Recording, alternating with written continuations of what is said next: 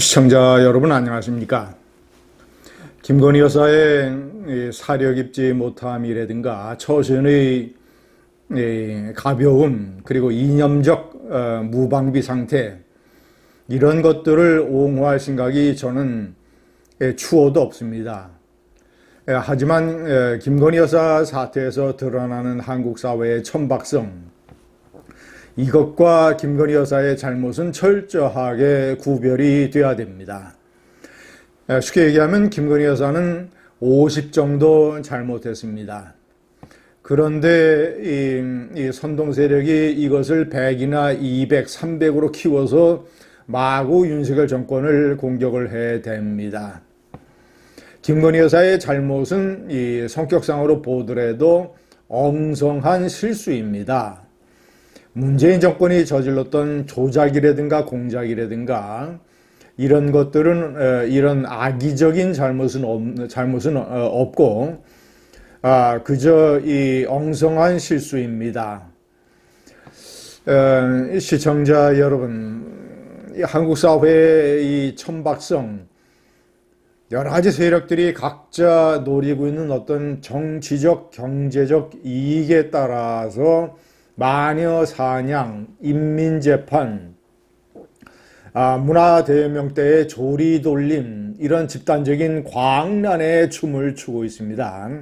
성격은 다소 다를지언정 광우병 사태하고 비슷한 점이 많습니다. 이 모든 것이 다 복합을 해서 그리고 언론이 완전히 좌편향 이 운동장으로 기울었기 때문에 이런 것까지 가세해서 윤석열 대통령의 지지율은 사실상 반등하기가 대단히 어렵습니다. 윤석열 대통령이 잘못하는 것도 있지만 오만이나 불통이나 이런 것들을 많이 저질렀지만 그가 그렇다고 해서 이 정도까지 대접을 받을 정도의 악의적인 잘못을 저지른 것도 아닙니다.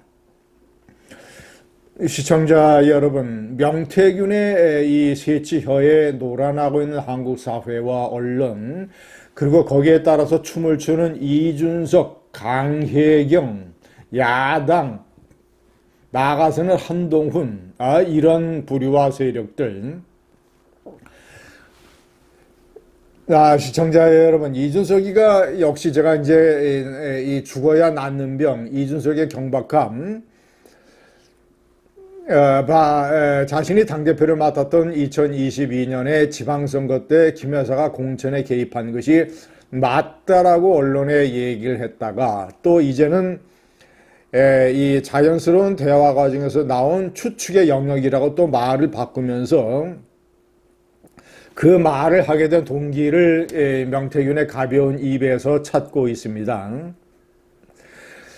김진태 강원지사가 처음에 당시에 이 공천에서 경선도 하지 못하고 아예 컷오프 됐었는데 그때 단식 농성을 하는 처절한 투쟁 끝에 경선의 기회를 얻었고 경선에서 후보가 돼서 이광재 민주당 후보를 꺾고 강원도 지사가 됐습니다.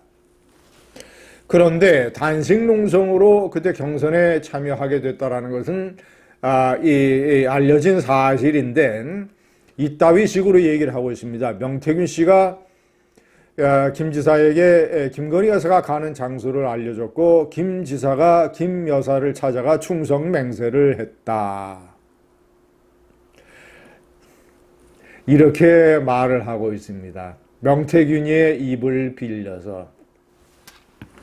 시청자 여러분, 강혜경 씨, 명태균 씨의 부하, 미래한국연구소의 직원, 이 사람은 이 횡령 혐의로 김영선 전 의원에게 이 고발을 당한 상태입니다.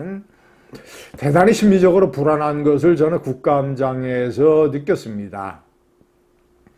자신이 검찰 조사 결과 유죄 이 혐의를 받을지도 모른다라고 하는 어떤 그런 극도의 불안감, 극도의 방어 심리, 그래서 계속 얘기하는데 오바를 하더라고요. 정확한 팩트나 근거 없이 명태균 씨의 얘기 들은 것만 가지고 단정적으로 얘기를 하더라고요. 나아가서는 민주당 의원들과 같이 이 기자회견하는 자리에 서는 걸 보고 참으로 경박한 성품의 사람이고 심리적으로 대단히 불안하구나라는 것을 느꼈습니다.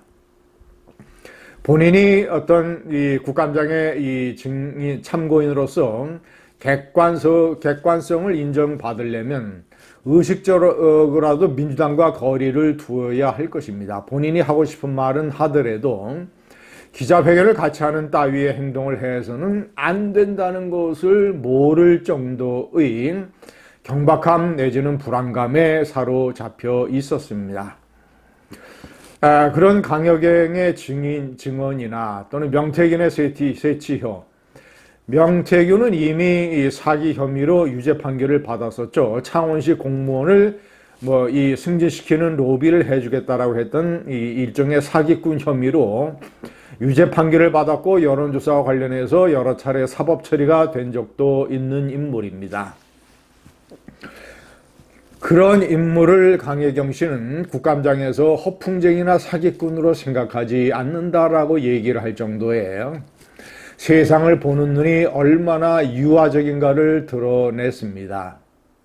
시청자 여러분, 명태균 씨는 이른바 이 오빠 녹취록 파동 때 처음에 일부 언론에는 대통령인 게 맞다라고 얘기했고, 일부 언론에는 마치 대통령인 것처럼 얘기했고, 일부 언론에는 친오빠라고 얘기했고, 나중에는 친오빠가 맞다라고 단정적으로 얘기를 했습니다. 자신이 언론을 얼마나 가지고 놀 수 있다는 걸 보여줬고, 그도 역시 사법 처리의 불안감에 사로잡혀 있었기 때문에 어쨌거나 자신이 폭로의 시한폭탄을 가지고 있다는 것을 계속 세상에 운을 띄워야 윤석열 정권과 검찰이 자신을 건드리지 못할 것이라고 하는 망상에 사로잡혀 있습니다. 시청자 여러분, 그가 녹취록을 얼마나 공개할지 모르겠지만 그가 공개할 녹취록의 수준이라고 하는 것이 겨우 그 정도라고 저는 판단하고 있습니다. 이준석, 그런 명태균을 김영선 전 의원의 소개로 알게 돼서 사귀어서 친한 관계를 형성을 해서 지난 총선 때는 김영선 전 의원이 김건희 여사 공천 개입의 녹취 관련 증거를 가지고 있다고 하니까 새벽에 6시간이나 운전을 해서 새벽에 7불사로 내려가서 김영선, 명태균과 함께 만나서 여차하면 김영선 전 의원이 가지고 있는 이 물건이 얘기가 되면 비례대표 공천 자리를 팔아먹으려고 하는 이런 헌정치 중에 헌정치의 모습을 보였다가 이따위 식의 경박한 발언으로 그의 경박함이 죽어야 낫는 병이라는 것을 여실히 증명을 하고 있습니다. 시청자 여러분, 언론은 김건희 얘기를 계속 보도를 해야, 명태균의 얘기를 계속 보도를 해야 장사가 되고 돈이 되고 시청률이 오릅니다. 대한민국의 천박한 사회, 김건희 여사 잘못 없다고 얘기하는 게 결코 아닙니다. 50 잘못했고 그것도 엉뚱한 실수인데 100, 200, 300의 악의적인 잘못으로 부풀려서 마녀 사냥을 하고 있고 한동훈 대표가 덩달아서 광대춤을 추고 있습니다. 감사합니다.